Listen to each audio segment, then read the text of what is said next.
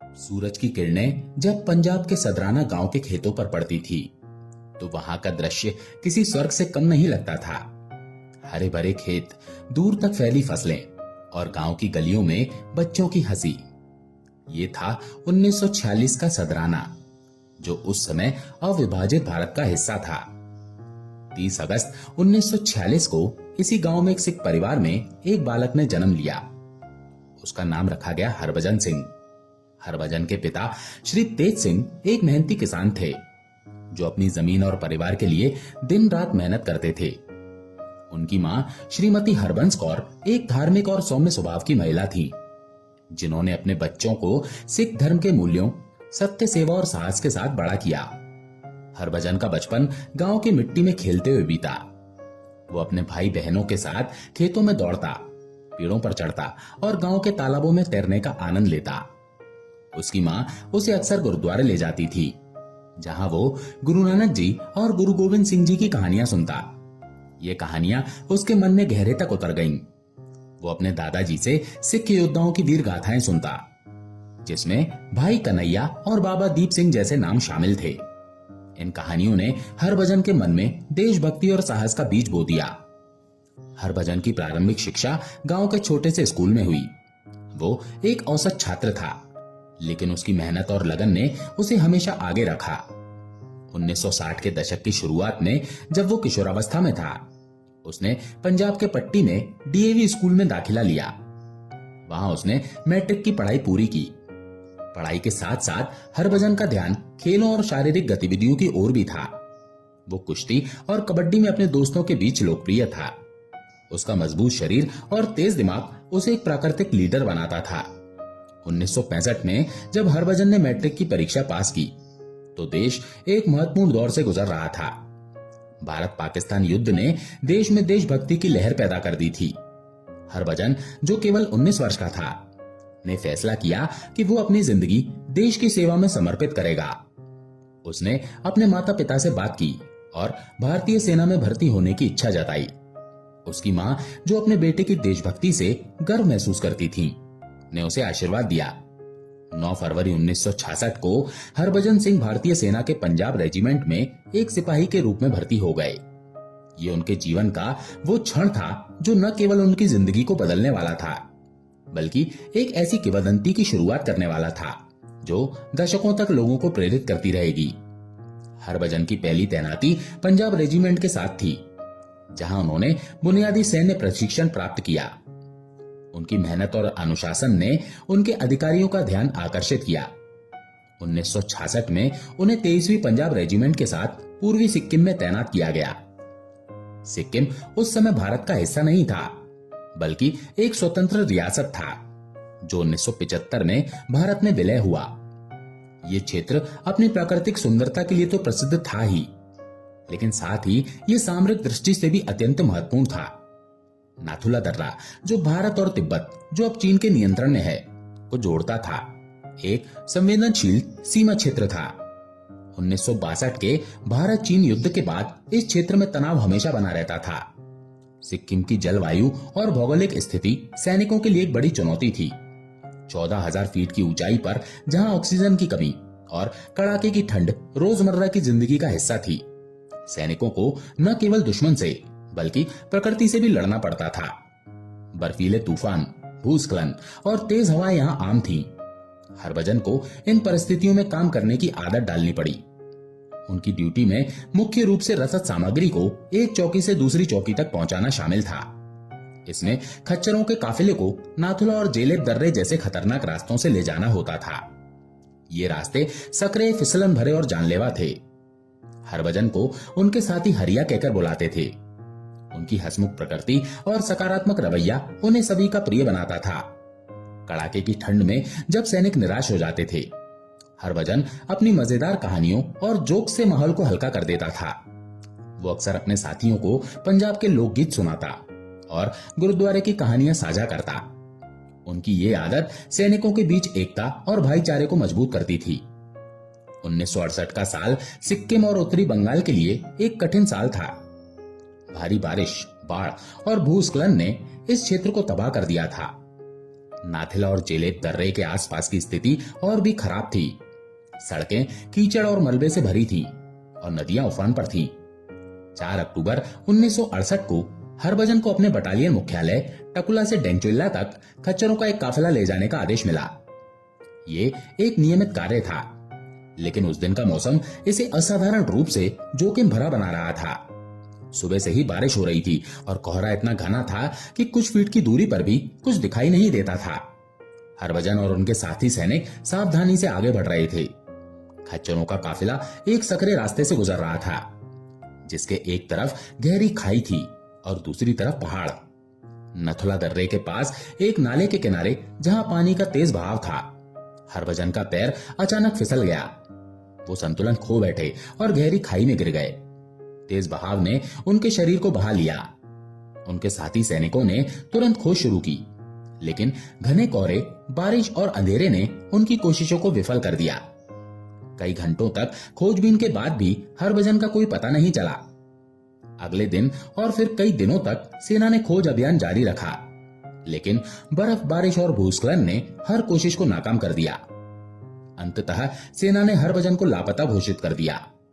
कुछ अधिकारियों ने यह भी सोचा कि शायद वो ड्यूटी से भाग गए हों, लेकिन उनके साथी, जो उनकी निष्ठा और साहस को जानते थे, इस बात को स्वीकार नहीं कर सके। हरभजन का परिवार, जो पंजाब में था, इस खबर से गहरे सदमे में चला गया। उनकी मां हरबंस कौर अपने बेटे की वापसी की उम्मीद में हर दिन गुरुद्वारे में प्रार्थना करती थी। खोजबीन के 5वें दिन हरभजन के एक सहयोगी सिपाही प्रीतम सिंह को एक अजीब सपना आया। सपने में हरभजन ने उन्हें बताया कि उनका शरीर एक निश्चित स्थान पर बर्फ के नीचे दबा हुआ है। उन्होंने प्रीतम को उस स्थान का सटीक विवरण दिया। एक विशाल चट्टान के पास जहां 2 पेड़ एक साथ उग रहे थे। हरभजन ने यह भी कहा कि वो चाहते हैं कि उनकी याद में वहां एक समाधि बनाई जाए। प्रीतम ने शुरू में सपने को एक सामान्य सपना समझकर नजरअंदाज कर दिया, लेकिन अगली रात फिर वही सपना आया। इस बार हरभजन की आवाज इतनी स्पष्ट थी कि प्रीतम रात में ही उठ बैठा। उसने अपने साथियों को बताया, लेकिन कुछ लोग इसे अंधविश्वास मानकर हंसने लगे। प्रीतम ने हार नहीं मानी। उसने अपने कमांडिंग ऑफिसर से बात की और अनुरोध किया कि खोज को फिर से शुरू किया जाए। हालांकि कुछ अधिकारी संशय में थे। प्रीतम की जिद और हरभजन के प्रति उनका विश्वास देखकर खोज अभियान फिर से शुरू हुआ। सैनिक उस स्थान पर पहुंचे जो प्रीतम ने सपने में देखा था। वहां बर्फ के नीचे हरभजन का शरीर ठीक उसी जगह मिला जैसा सपने में बताया गया था। ये एक चमत्कार जैसा था। सैनिकों के बीच खुशी और आश्चर्य की लहर दौड़ गई। हरभजन की इच्छा के अनुसार उनकी समाधि छोक्या छो के पास बनाई गई, जो उनकी तैनाती का स्थान था। ये समाधि बाद में पुराना बाबा मंदिर के नाम से जानी गई। हरभजन की मृत्यु के बाद उनकी कहानी ने एक नया रूप ले लिया। सैनिकों ने नोटिस करना शुरू किया कि हरभजन की आत्मा अभी भी उनके साथ है। कई सैनिकों ने दावा किया कि उन्होंने हरभजन को रात में गश्त करते देखा। एक सैनिक, जिसका नाम बलविंदर था, ने बताया कि एक रात जब वो सीमा पर गश्त कर रहा था, उसे एक आकृति दिखाई दी। वो आकृति हरभजन की तरह लग रही थी, जो चुपचाप सीमा की ओर देख रही थी। जब बलविंदर ने उस आकृति को बुलाया तो वो गायब हो गई। दूसरे सैनिकों ने भी ऐसी ही कहानियां साझा की। समाधि में रखे हरभजन के जूते सुबह तक कीचड़ से सने मिलते थे, जैसे कि कोई रात भर गश्त करके लौटा हो। उनके बिस्तर पर सलवटें दिखाई देती थी, मानो कोई वहां सोया हो।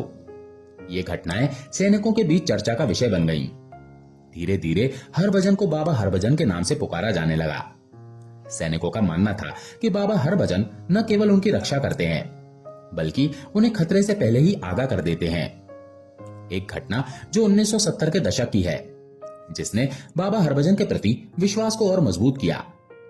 एक सैनिक, जिसका नाम गुरमिल सिंह था, ने बताया कि उसे सपने में बाबा ने चीनी सेना की एक संदिग्ध गतिविधि के बारे में चेतावनी दी थी। गुरमिल ने अपने कमांडर को बताया, और जब सैनिकों ने उस क्षेत्र की जांच की तो उन्हें चीनी सैनिकों की एक छोटी टुकड़ी मिली जो सीमा पर घुसपैठ की कोशिश कर रही थी। इस घटना ने सैनिकों के बीच बाबा के प्रति श्रद्धा को और बढ़ा दिया। बाबा हरभजन के प्रति भारतीय सेना का विश्वास इतना गहरा था कि उन्होंने उन्हें एक जीवित सैनिक की तरह सम्मान देना शुरू कर दिया। उन्हें नियमित वेतन दिया जाता था, जिसका एक हिस्सा उनकी मां हरबंस कौर को भेजा जाता था। उन्हें 2 महीने की वार्षिक छुट्टी भी दी जाती थी। जिसके लिए उनकी वर्दी और सामान को एक जीप में रखकर न्यू जलपाईगुड़ी रेलवे स्टेशन ले जाया जाता था। वहां से ट्रेन के माध्यम से उनका सामान उनके पैतृक गांव कूका कपूरथला पंजाब भेजा जाता था। इस दौरान 2 सैनिक उनके सामान की रक्षा करते थे, जैसे कि बाबा वास्तव में उनके साथ यात्रा कर रहे हों। हर साल 15 सितंबर से 15 नवंबर तक जब बाबा अपनी छुट्टी पर जाते हैं, नाथुला में तैनात सैनिक अतिरिक्त सतर्कता बरतते हैं। इस दौरान अन्य सैनिकों की छुट्टियां रद्द कर दी जाती हैं, क्योंकि माना जाता है कि बाबा की अनुपस्थिति में खतरा बढ़ सकता है।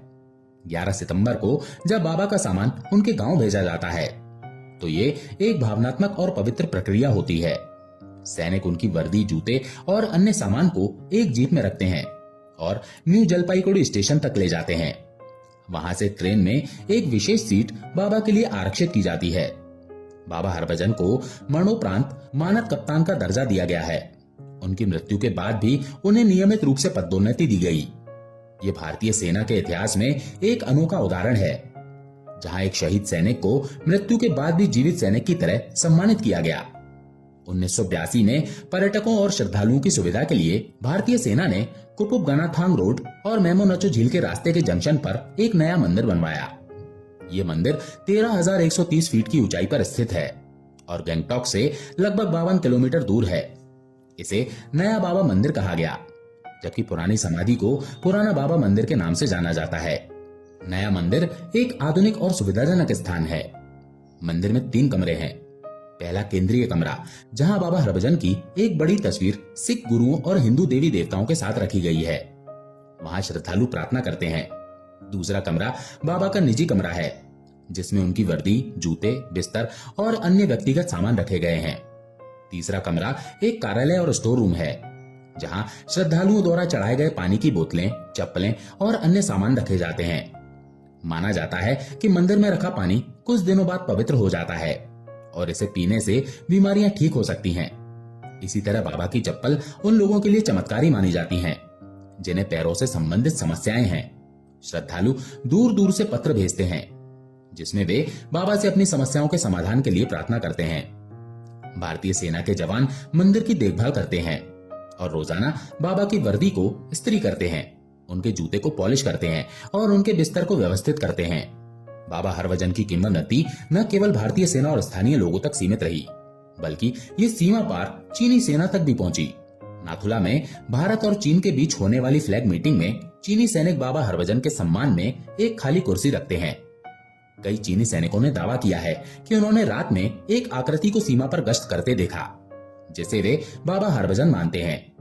एक चीनी सैनिक ने एक बार भारतीय सैनिकों से कहा, आपका बाबा रात में हमारी सीमा पर भी देखता है, वो एक सच्चा सैनिक है। ये एक अनोखा उदाहरण है, जहां 2 देशों की सेनाएं जो आम तौर पर तनावपूर्ण संबंध रखती हैं, एक सैनिक की आत्मा के प्रति सम्मान व्यक्त करती हैं।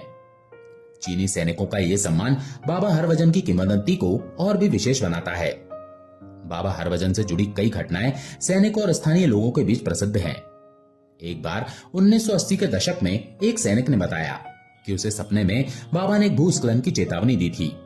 उसने अपने कमांडर को सूचित किया और सैनिकों ने उस क्षेत्र को खाली कर दिया। कुछ ही घंटों बाद उस स्थान पर एक बड़ा भूस्खलन हुआ, लेकिन किसी की जान नहीं गई। इस घटना ने बाबा के प्रति सैनिकों का विश्वास और मजबूत कर दिया। एक अन्य घटना में एक स्थानीय व्यक्ति, जिसे गंभीर बीमारी थी, ने बाबा के मंदिर में पानी की बोतल चढ़ाई और कुछ दिनों बाद ले जाकर पिया। उसने दावा किया कि उसकी बीमारी चमत्कारिक रूप से ठीक हो गई। ऐसी कई कहानियां हैं जो बाबा के चमत्कारों को दर्शाती है। एक पर्यटक जो 1990 के दशक में मंदिर गया था, ने बताया कि उसने मंदिर में प्रार्थना की और उसकी नौकरी से संबंधित समस्या हल हो गई। हर साल 11 सितंबर को बाबा मंदिर में एक भव्य समारोह आयोजित किया जाता है, जिसमें सैनिक, स्थानीय लोग और पर्यटक बाबा को श्रद्धांजलि देने के लिए एकत्र होते हैं। इस दिन मंदिर को फूलों और रोशनी से सजाया जाता है और लंगर का आयोजन किया जाता है। आज बाबा हरभजन सिंह मंदिर न केवल एक धार्मिक स्थल है, बल्कि सिक्किम के सबसे लोकप्रिय पर्यटन स्थलों में से एक है। हर साल हजारों पर्यटक, तीर्थयात्री और सैनिक इस मंदिर में आते हैं। मंदिर का शांत वातावरण, हिमालय की गोद में इसकी स्थिति और बाबा की कहानी हर किसी को आकर्षित करती है। मंदिर के आसपास की प्राकृतिक सुंदरता, बर्फ से ढके पहाड़, झरने और शांत वादियां इसे और भी खास बनाती है। मंदिर में हर रविवार और मंगलवार को विशेष पूजा होती है, जिसमें मुफ्त भोजन वितरित किया जाता है। ये दिन पर्यटकों के लिए सबसे अच्छे माने जाते हैं।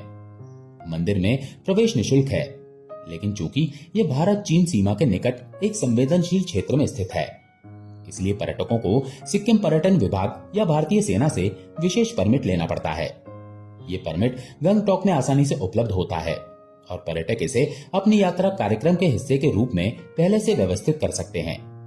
मंदिर तक पहुंचने का रास्ता घुमावदार और थोड़ा चुनौतीपूर्ण है, लेकिन सड़कें अच्छी तरह से बनाए रखी गई हैं। सर्दियों में बर्फबारी के कारण रास्ता कभी कभी बंद हो सकता है, इसलिए पर्यटकों को मौसम की जानकारी पहले से ले लेनी चाहिए। मंदिर के आसपास कई छोटी छोटी दुकानें और चाय की टपरियां हैं, जहां पर्यटक गर्म चाय, मसाला नूडल्स और स्थानीय व्यंजनों का आनंद ले सकते हैं। ये दुकानें स्थानीय लोगों द्वारा चलाई जाती हैं, जो पर्यटकों के साथ मित्रवत व्यवहार करते हैं और बाबा की कहानियां साझा करते हैं। मंदिर परिसर में एक छोटा सा स्मारिका स्टोर भी है, जहां बाबा हरभजन की तस्वीरें, कीचेन और अन्य स्मृति चिन्ह बेचे जाते हैं। ये स्मृति चिन्ह पर्यटकों के बीच खासे लोकप्रिय हैं। बाबा हरभजन मंदिर की यात्रा केवल एक धार्मिक अनुभव नहीं है, बल्कि ये देशभक्ति और बलिदान की भावना को भी जीवंत करती है। मंदिर में प्रवेश करते ही पर्यटकों को एक अनोखी शांति का अनुभव होता है। बाबा की तस्वीर के सामने दीपक की रोशनी, अगरबत्ती की सुगंध और सैनिकों की उपस्थिति इस स्थान को और भी पवित्र बनाती है। कई पर्यटक यहाँ से प्रेरणा लेकर लौटते हैं और कुछ तो बाबा के प्रति अपनी आस्था को अपने जीवन का हिस्सा बना लेते हैं। मंदिर के आसपास की कुछ गतिविधियां भी पर्यटकों को आकर्षित करती हैं। नजदीकी मेमेनाचो झील और त्योसोमेगो झील की सैर, बर्फ में स्कीइंग और स्थानीय संस्कृति को समझने का अवसर इस यात्रा को और भी यादगार बनाता है। सर्दियों में जब मंदिर के आसपास बर्फ की मोटी चादर बिछ जाती है, तो ये स्थान किसी स्वप्नलोक से कम नहीं लगता। गर्मियों में जब चारों ओर हरियाली छा जाती है, मंदिर का परिदृश्य और भी मनमोहक हो जाता है। बाबा हरभजन मंदिर न केवल सिक्किम पर्यटन के बीच मानचित्र पर एक महत्वपूर्ण स्थान रखता है, बल्कि ये भारतीय सेना के साहस और समर्पण का भी प्रतीक है। ये एक ऐसी जगह है जहां हर भारतीय को गर्व महसूस होता है और जो विदेशी पर्यटकों को भारत की समृद्ध आध्यात्मिक और सांस्कृतिक विरासत से परिचित कराती है। यदि आप सिक्किम की यात्रा की योजना बना रहे हैं, तो बाबा हरभजन मंदिर को अपनी यात्रा में अवश्य शामिल करें। ये यात्रा आपके जीवन का एक अविस्मरणीय अनुभव होगी।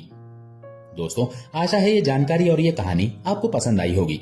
अगर पसंद आई हो तो वीडियो को लाइक करके कमेंट में जय हिंद जरूर लिखें। चैनल पर अगर पहली बार आए हैं तो चैनल को सब्सक्राइब जरूर करें।